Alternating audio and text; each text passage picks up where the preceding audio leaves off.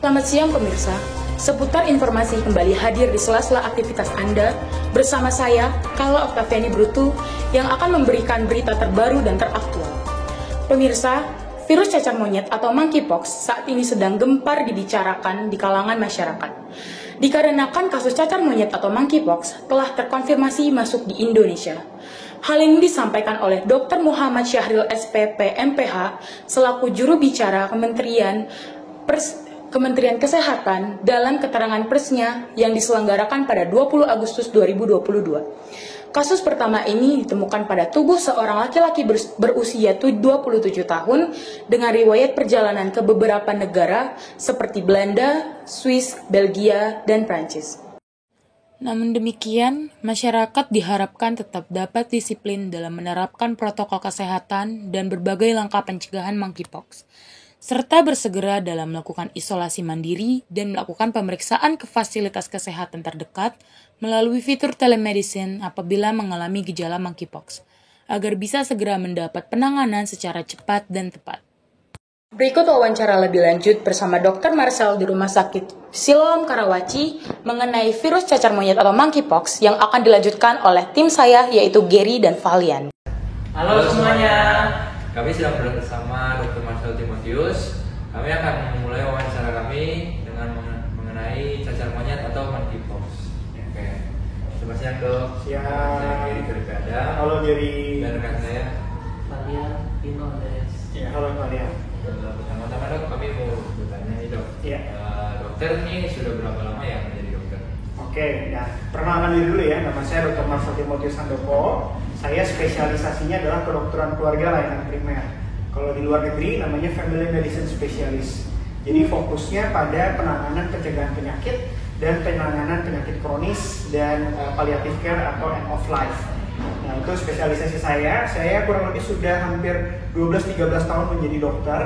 Saya lulus menjadi dokter sejak tahun 2012, kemudian mengabdi 1 tahun di daerah terpencil di Pangkalan Kerinci Riau. Kemudian saya berpraktek di Siloam Karawaci dan 2016 saya mengambil spesialisasi di bidang kedokteran keluarga. Lalu 2021 saya mengambil subspesialisasi di bidang family oriented medical care dan saat ini saya berpraktek di Siloam Hospital Lipo Karawaci dan menjadi dosen di Fakultas Kedokteran Universitas Pelita Harapan. Oke. Mengenai baru-baru ini dok, Ya. ada heboh di kalangan masyarakat mengenai virus cacar monyet atau monkeypox. Ya. Pertama-tama apa sih monkeypox itu? Nah, jadi kita kan dari namanya monkeypox gitu ya. Apa yang kena infeksi langsung jadi kayak monkey gitu? Jawabannya bukan. Jadi monkeypox itu disebut monkeypox karena memang virusnya itu dinamakan virus monkeypox.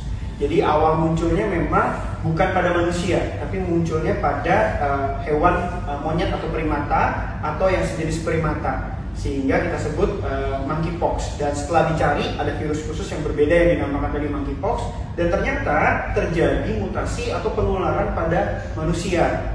Gejalanya mirip-mirip kayak cacar atau infeksi virus, namun ada perbedaan khusus di mana biasanya disertai dengan adanya pembengkakan kelenjar getah bening pada manusia. Nama saya mau bertanya, apa perbedaannya dengan cacar biasa sih dok? Nah, jadi saya tadi udah sedikit bilang ya. Jadi kalau cacar biasa ya atau yang kita kenal dengan cacar air gitu ya, yang paling kita tahu kan biasanya muncul ya bintil-bintil air ya, terus kemudian bisa pecah, terus jadi koreng ya. Nah, ini sebenarnya mirip-mirip. Tapi tadi ada perbedaan khusus bermakna yaitu biasanya disertai dengan pembengkakan kelenjar getah bening.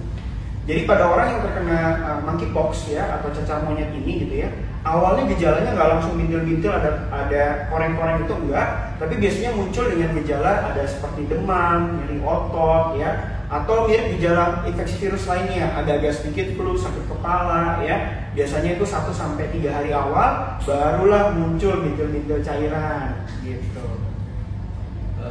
Sama kalau gejala orang yang terkena virus monkeypox itu kayak gimana sih? Yes, benar. Jadi seringkali kita mungkin agak susah membedakan nih ya, apakah ini cacar monyet atau cacar air biasa. Biasanya memang perlu pemeriksaan dari dokter atau tenaga kesehatan. Ada gejala khas, ada pembengkakan kelenjar getah bening. Jadi bisa di leher, bisa di dada, bisa di paha ya. Jadi ada benjolan-benjolan. Jadi tubuh kita banyak kelenjar getah bening itu membengkak atau meradang karena virus monkeypox. Gejala lainnya mirip-mirip tadi.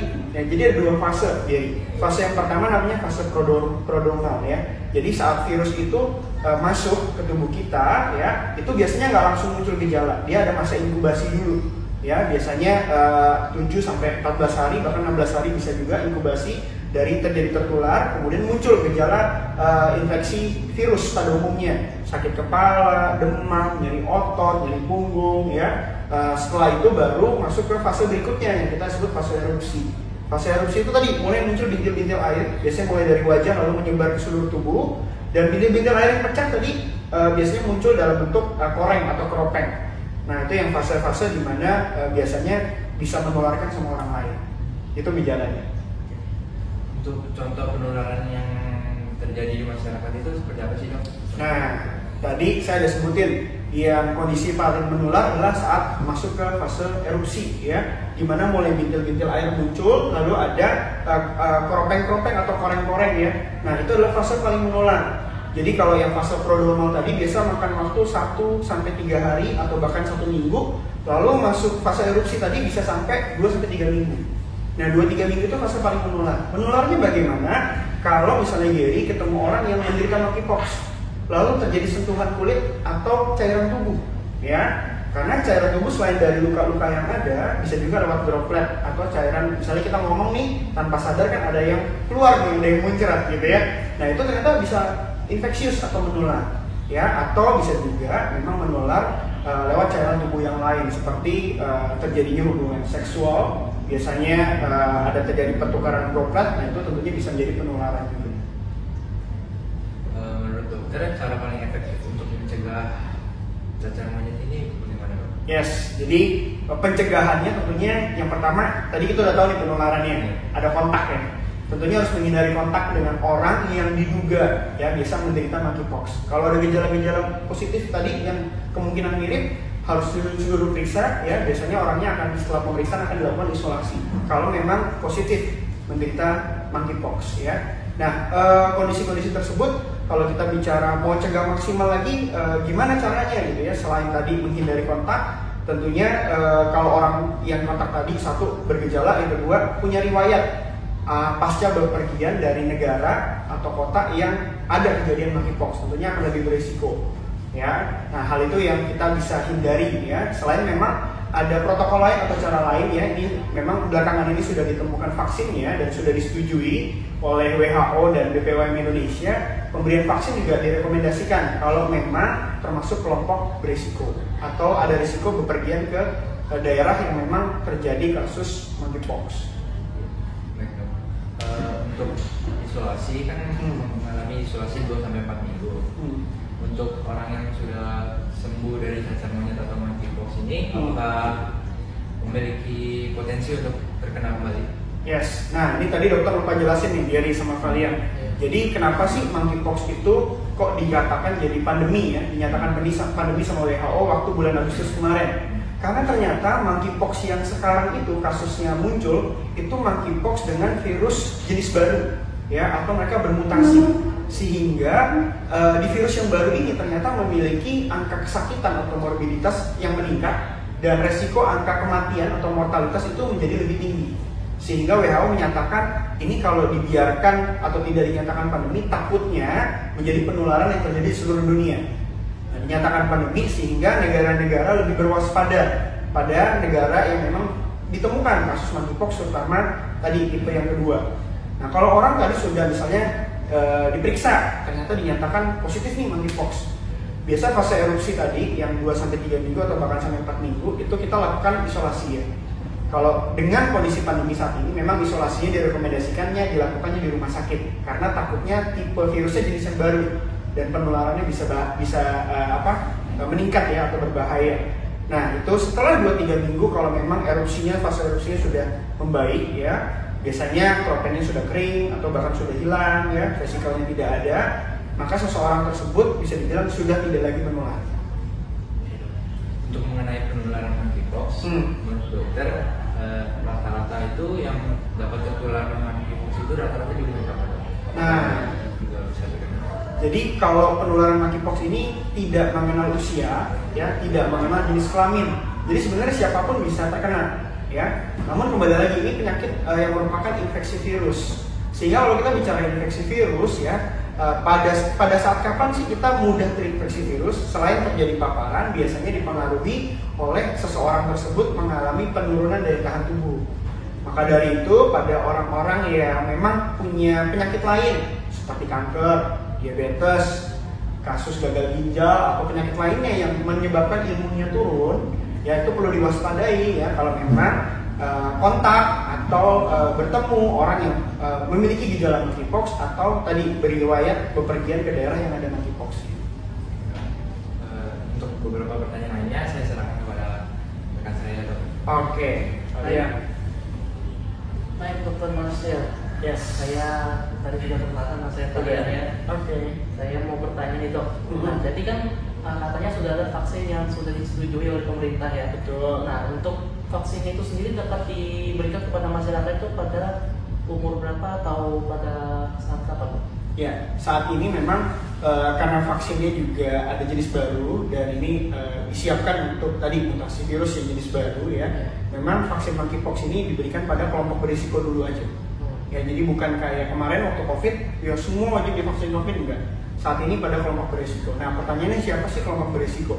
Kelompok berisiko adalah kalau orang yang mungkin ada potensi kontak dengan orang yang menderita monkeypox atau pasca bepergian dari daerah atau negara yang memiliki kasus monkeypox tinggi.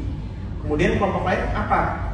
Jika yang tadi dua hal tersebut disertai memang memiliki kondisi penurunan imunitas, ya ada penyakit lain yang menyertai, ya. Atau memang pada kasus-kasus yang dilaporkan monkeypox di negara tetangga kita seperti Thailand, ya, itu memang banyak terjadi pada kelompok LGBT atau hubungan sesama jenis, ya terutama pada hubungan homoseksual atau laki-laki dengan laki-laki, yang memang artinya terjadi potensi kontak penularan secara transmisi seksual, ya, dan mungkin memang pada kelompok tadi berisiko tersebut ya mungkin memang memiliki penyakit lain, apakah mengarah ke HIV yang menyebabkan imunitasnya menurun atau mungkin penyakit lainnya yang bisa terjadi pada orang-orang dengan kelompok berisiko. Itu vaksin lebih direkomendasikan saat ini pada untuk kelompok berisiko. Baik. Nah, sekarang kan monkeypox lagi heboh-hebohnya nih. Nah, itu sebenarnya kasusnya itu munculnya pertama kali kapan sih? Ya, jadi sebenarnya kalau kasus monkeypox ini udah lama ya, dari tahun 50-an itu sudah ada kasus monkeypox di dunia dilaporkan. Dan di Indonesia katanya pernah dilaporkan beberapa masuk, ya tipe yang lama. Tapi yang saat ini bikin heboh tadi yang seperti dokter cerita, karena ada tipe virus jenis baru, ya yang tadi meningkatnya angka morbiditasnya atau kesakitannya dan meningkatkan angka mortalitas atau kematian. Nah, yang baru ini memang dilaporkan oleh Kementerian Kesehatan ada 15 orang yang terduga masuk di Indonesia. Ya, tapi setelah diperiksa ternyata 10 dinyatakan negatif dan 5 itu dinyatakan positif tapi tipe yang satu, tipe yang pertama yang dulu. Dan saat ini dinyatakan sudah sembuh semua karena dapat diatasi, dapat diobati. Dan misalnya saya dok, ada gejala-gejala seperti monkeypox. Hal yang pertama kali yang saya harus lakukan apa dokter?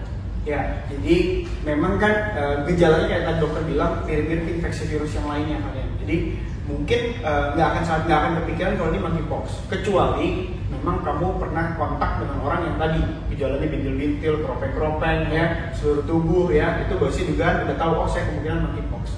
Atau habis bepergian tadi dari negara yang angka monkeypoxnya tinggi.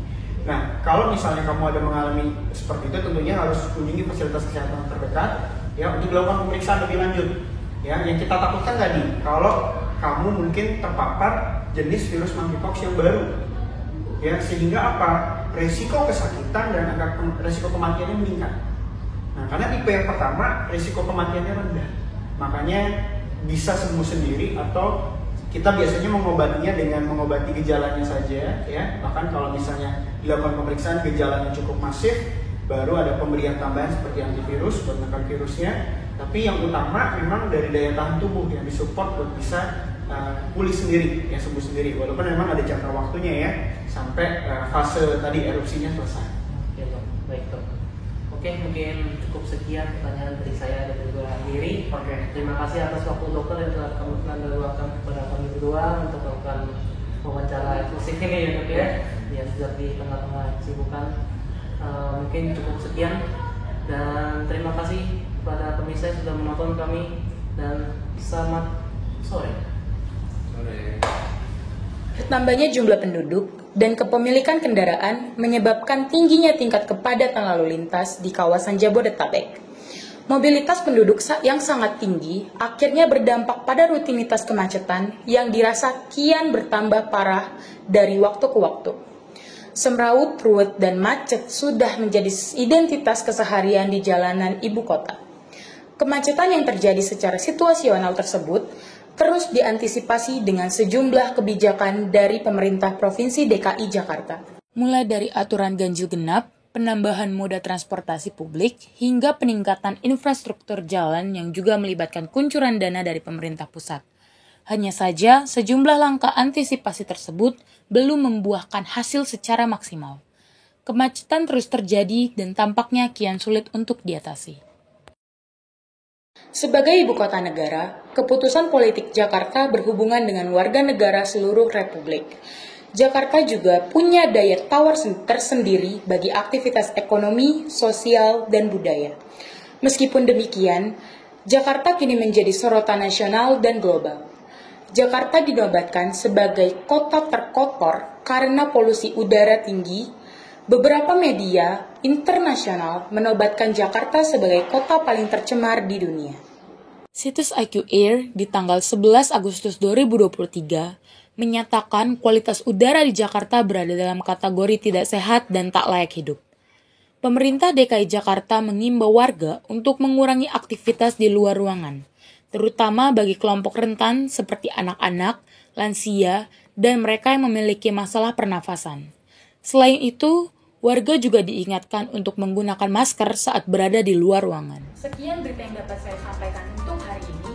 Saya, Kayla Oktaviani Brutu, sebagai pembawa berita dari Hasanuddin TV pada siang hari ini, pamit undur diri dan sampai jumpa. Selamat siang.